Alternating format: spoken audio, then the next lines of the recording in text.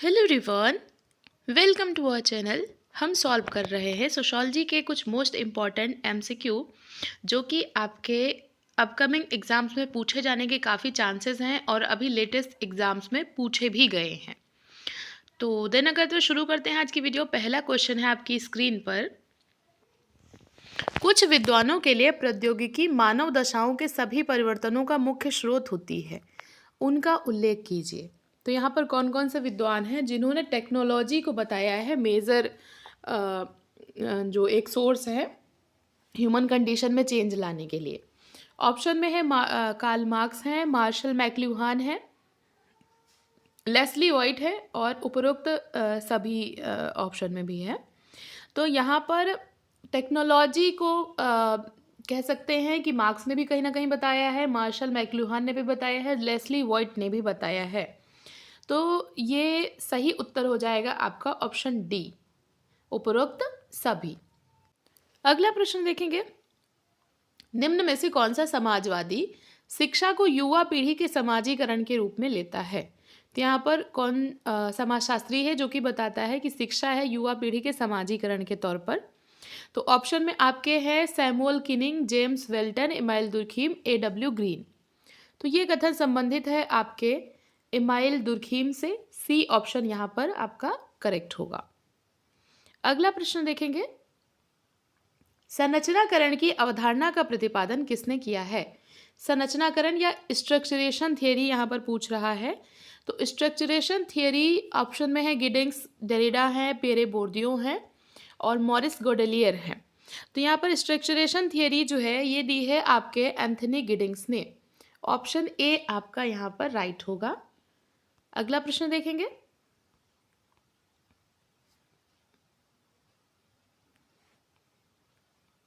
नए धार्मिक आंदोलनों को विश्व स्वीकार्य, विश्व निरस्ती तथा विश्व समंजन आंदोलनों में किस समाजवादी ने वर्गीकृत किया है? ऑप्शन में है आपके एल रॉन ह्यूबार्ड, ब्राइन विल्सन है, रॉय वेलिस है, एंथनी गिडिंग्स है।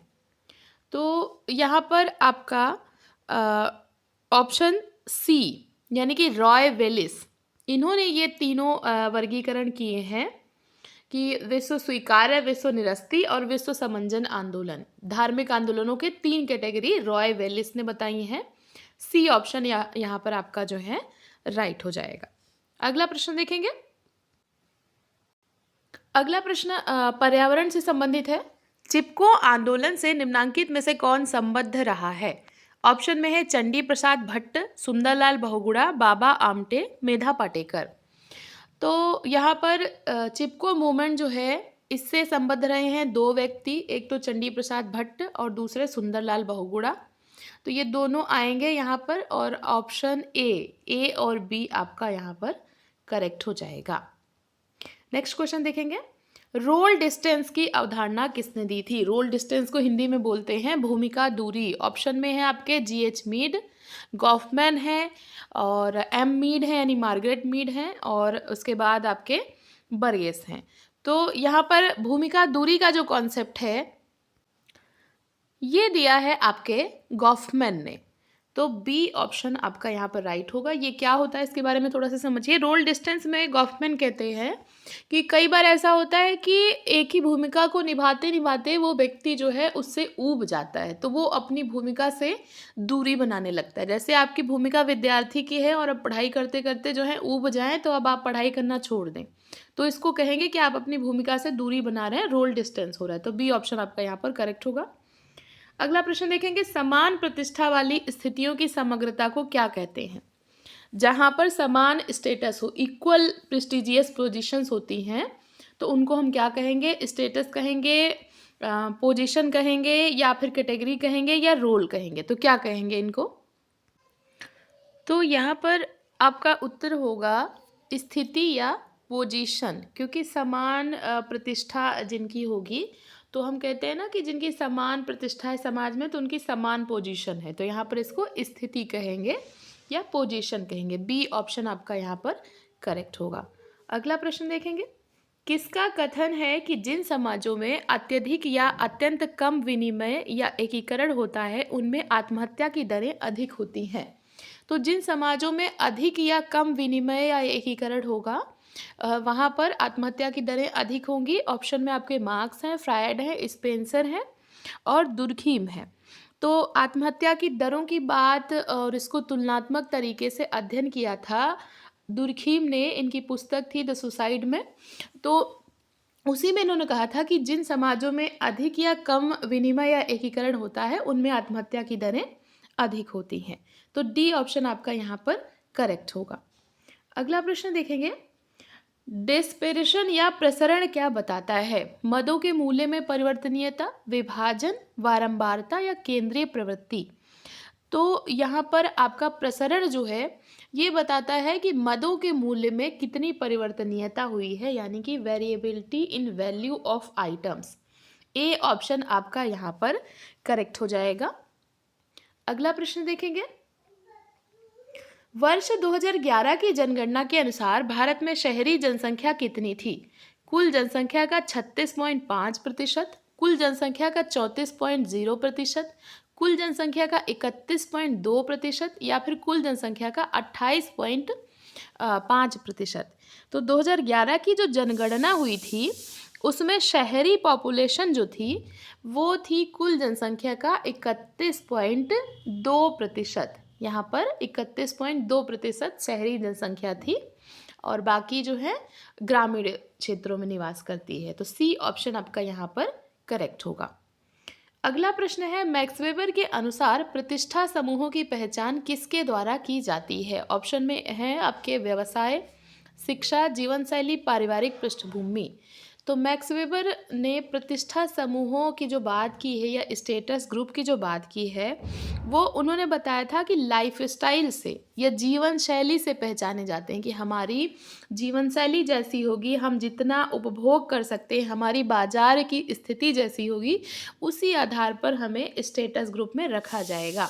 तो यहाँ पर सी ऑप्शन आपका जीवन शैली जो है ये करेक्ट होगा। अगला प्रश्न है, निम्नांकित में से कौन एक प्रदत्त पद का आधार नहीं है? तो ऑप्शन में है आपके शिक्षा, लिंग भेद है, आयु भेद है और जाति है। तो प्रदत्त मतलब एक ऐसी परिस्थिति जो हमें जन्म से मिली हो।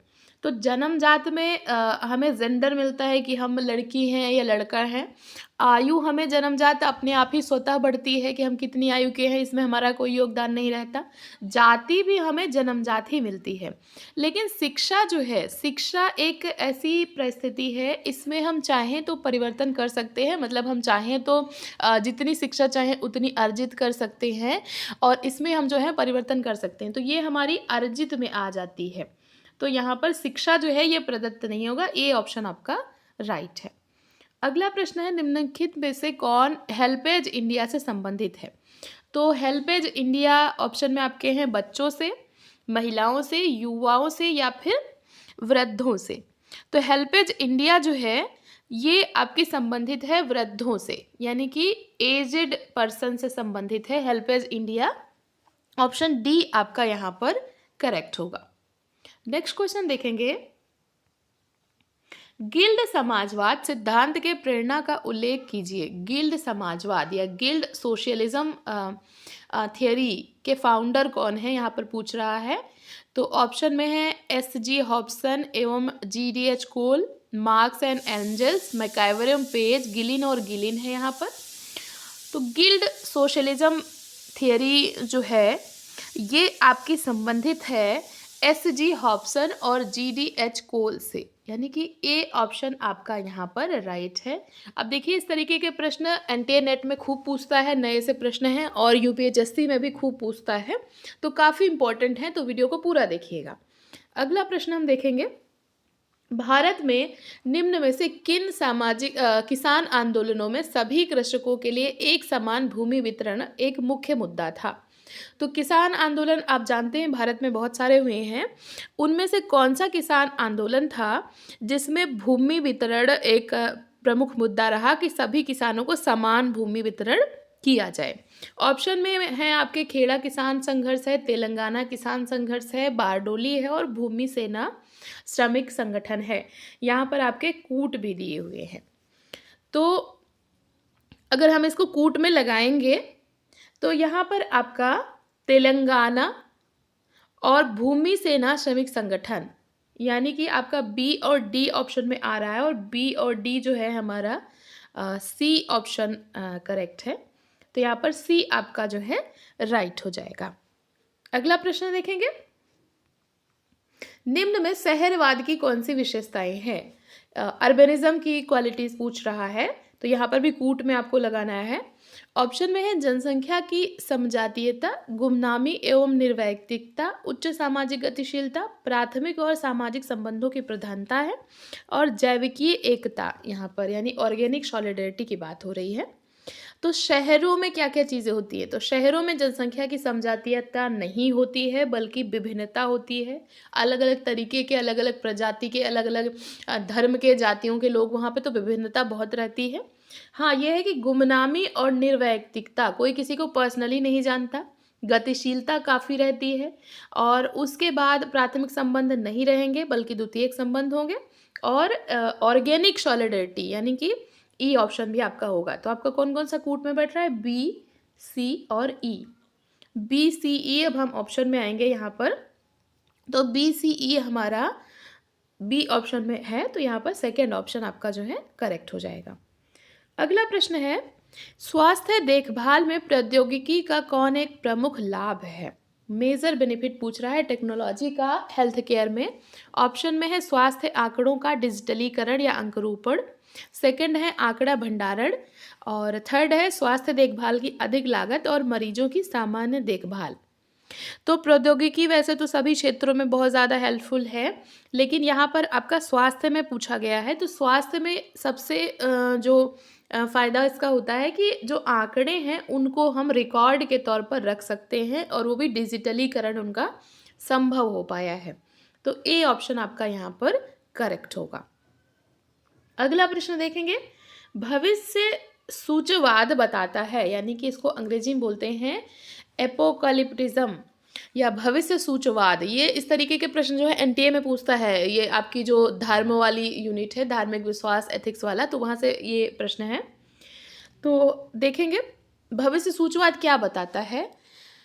धार्मिक समूहों द्वारा अपनाया गया दृष्टिकोण बताता है, या पंथों या समूहों का उद्भव बताता है जो वैयक्तिक आध्यात्मिकता पर जोर देते हैं, एक नवयुग आंदोलनों का विश्वास बताता है जो व्यवहार एवं जीवन जीने के तरीके बताता है, या फिर ये बताता है कि सामाजिक विश्व में कुछ ऐसी घटनाएं और इतिहास की घटनाएं हैं जहां पर आकाशीय उपदेशों में विश्वास है कि अब विश्व का अंत होने वाला है।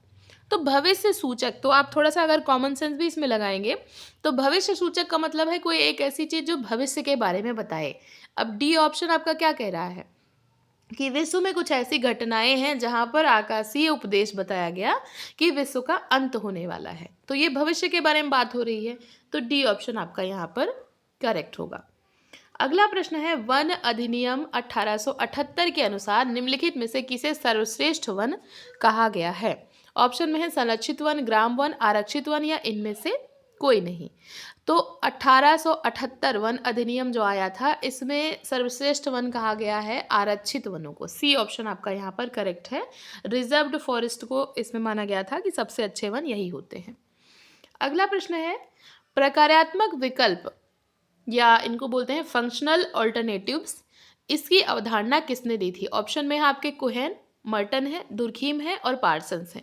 तो प्रकार्यात्मक विकल्प ये जो अवधारणा है ये दी थी आपके मर्टन ने, और यहाँ पर आपका बी ऑप्शन जो है करेक्ट होगा।